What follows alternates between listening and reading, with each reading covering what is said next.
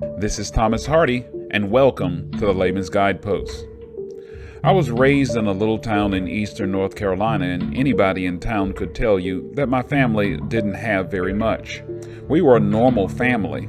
We weren't the poorest, and we weren't the richest.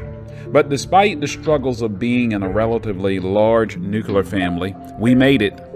But there were two fundamental principles that my parents engraved in me and that I'm still benefiting from today.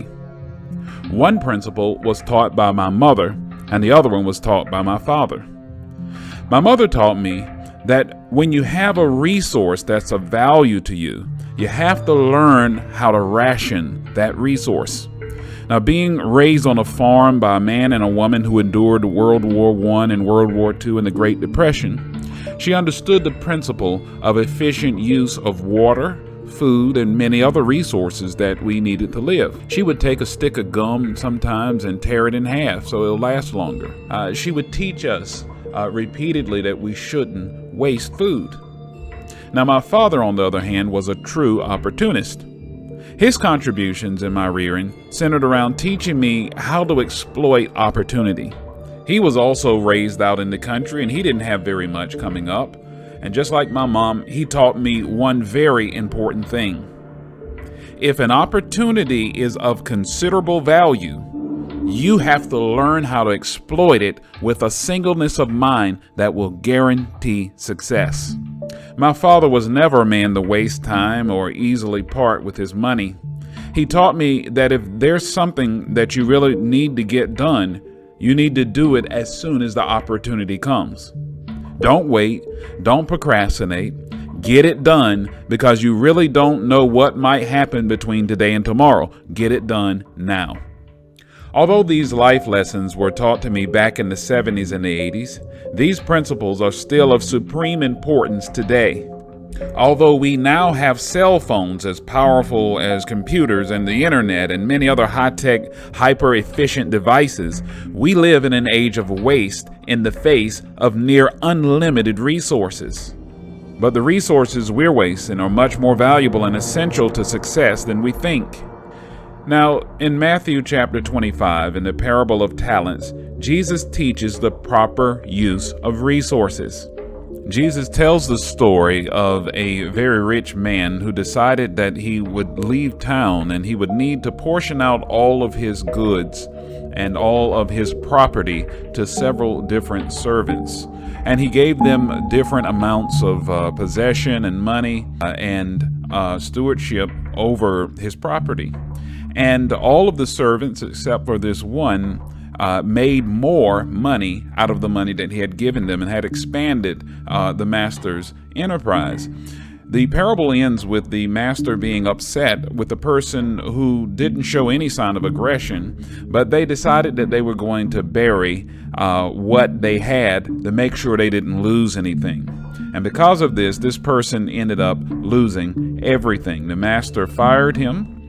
And the parable ends with the goodman of the house saying to him, "Take therefore the talent from him, and give it unto him which hath 10 talents.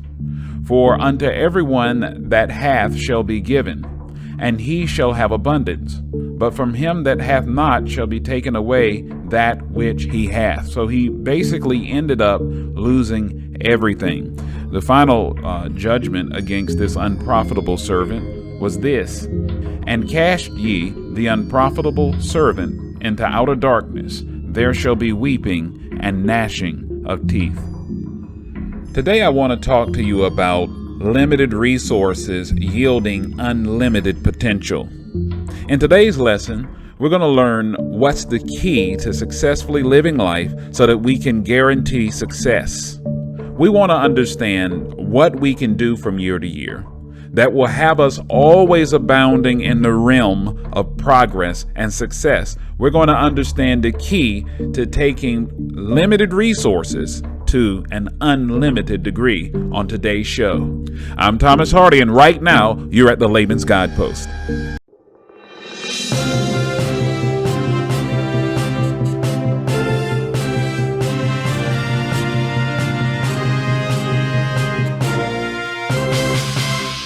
Now, we're all very different from one another, and we don't necessarily experience life the same way. However, we do have 5 fundamental resources that are dealt to us that no matter how great or small we may be, these 5 are going to be the primary determining factors on how we experience life. So I want to list 5 fundamental resources that are dealt to each of us, no matter how great or how small we might be. These are 5 things that God gives out in varying amounts, just like in Jesus' parable, that we are to be good stewards of, but yet they're all given in limited supply. Here are the 5. Time, focus, money, health, and energy. You have to have discipline and control in these 5 aspects of your life in order to be successful in accomplishing your purpose. The essence of success is filtered through your management of your time, your management of your focus, your management of your money, your management of your health, and your management of your energy. Now, each one of these stewardships all link to one another. They kind of all come together. It's like a 5-link chain. If you move one link, it disturbs the other links. We all have limited time on this earth, limited time in a day. We all have limited abilities to focus. We can't focus on 50 different things at one time, so we have to manage our focus. We all have limited amounts of money. No matter how great amount of money we may have or how small of an amount of money we might have, we have to manage our money. We have to manage our health because our health influences our ability to focus. It can affect how much money we have available in the bank. It may even influence how we are able to manage our time. And so our energy also is something. You can be in great health, but we still all have limited amounts of energy. These qualities are all associated with one another. So time, focus, money, health, and energy. Anything given to us by God in limited amounts must be rationed properly to be used properly. Once you run out of those 5 things, the quality of your life will decline drastically. But if you manage these 5 things properly, almost nothing can stop you. But there's something else I want to show you. This is a key principle for living life at its fullest, and it's about recognizing this one fact. It really doesn't matter how much you have, as much as what you do with what you have. Whatever God has given us in limited supply must of its very nature be rationed efficiently and wisely used in order to experience its greatest benefits. The impact of anything valuable is compounded immensely when efficiently rationed and wisely exploited, even though it may be in limited supply. I want you to think about that. To get the most out of what God has given us in limited supply, we must learn to efficiently ration its use. Don't be wasteful. Don't be wasteful with your time. Don't be wasteful with your money. Don't be wasteful with your focus. Don't be wasteful with your health. Don't be wasteful with your energy. These are all given to you in limited supply. And if you exploit these qualities properly, and by rationing them out, that means selectively using the various quantities of each one of these stewardships, then we will have the opportunity to preserve them. So I want you to think about it like this.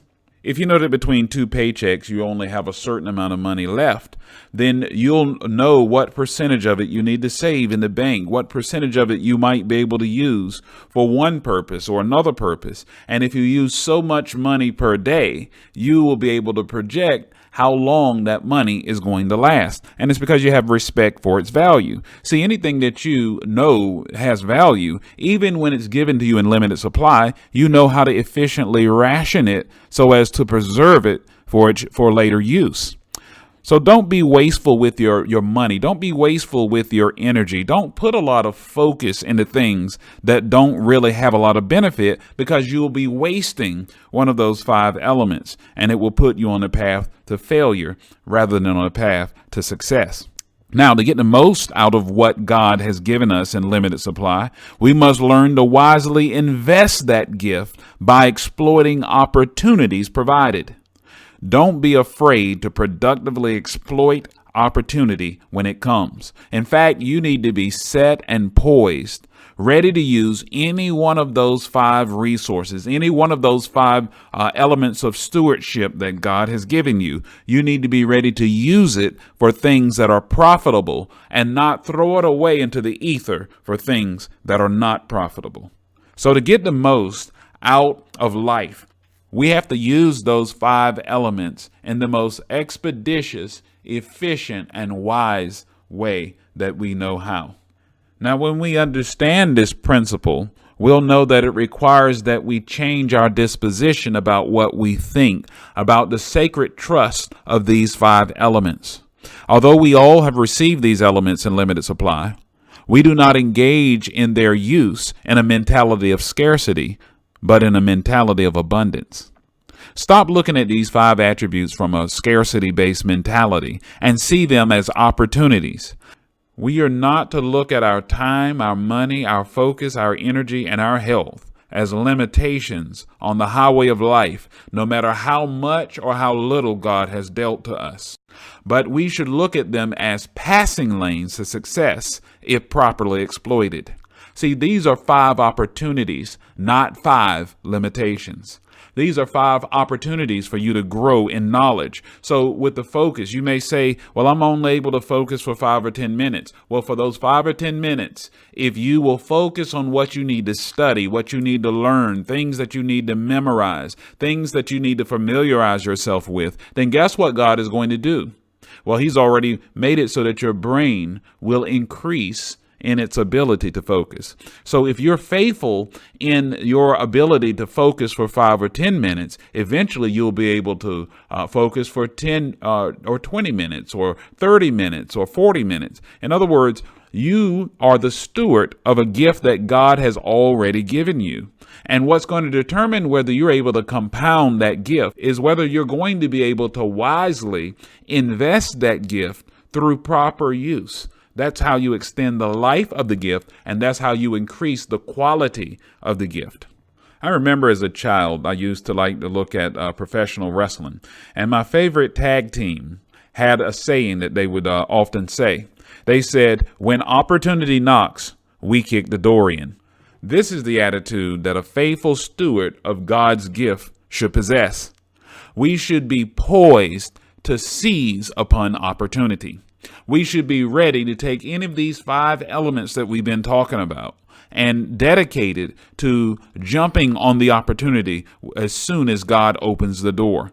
Because God doesn't open doors that you're not willing to walk through.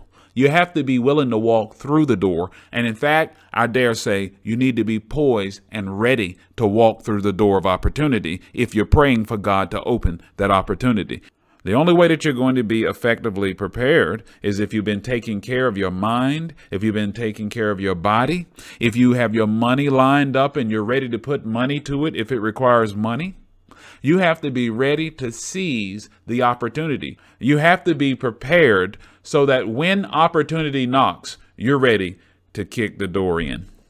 These 5 elements are given in limited supply and should be engaged in the spirit of aggression. We are not to be passive when dealing with them, but active, and we should be determined to use them properly. We are not to be passive when dealing with opportunity, but we should have an active determination to pursue opportunity when it's provided. When we efficiently activate the limited resources God has given us as He intended, He will multiply what we now have in limited supply. He that has given us a resource provides guidance for its proper use. And if we follow that guidance, then God is going to take us to the next stage. Because He's taught us that when we properly use that resource the way He tells us to use it, He will multiply what we have properly used. The benefits are guaranteed. Brothers and sisters, the key to experiencing success in 2020 and onward is not found in what we don't have, but in what we already have in limited supply. For whatever we have in limited supply, if properly used, has the power to yield unlimited results. Stop seeing limitation and see opportunity. If you're praying for an increase, learn to ration and invest your resources for guaranteed return. In 2020, be all you can be by using the time, the energy, the focus, the opportunity that God has afforded you constructively. And if we do this, expect that what you have properly used in limited supply, He will use to yield an unlimited return. May God make 2020 and beyond the best time of your life.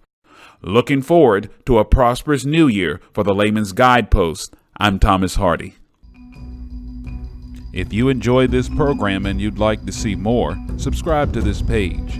Also, please remember to like this video and be sure to share this video with others who could use this information. Finally, you can request a copy of my training workbook, The Layman's Guide to Biblical Preaching, a 7-step plan. Just click on the link below. This indispensable tool will take you step by step through the process of writing each one of your sermons in a clear and easy to understand way. Learn the secret to delivering powerful sermons and lessons today. And as always, for the Layman's Guidepost, I'm Thomas Hardy.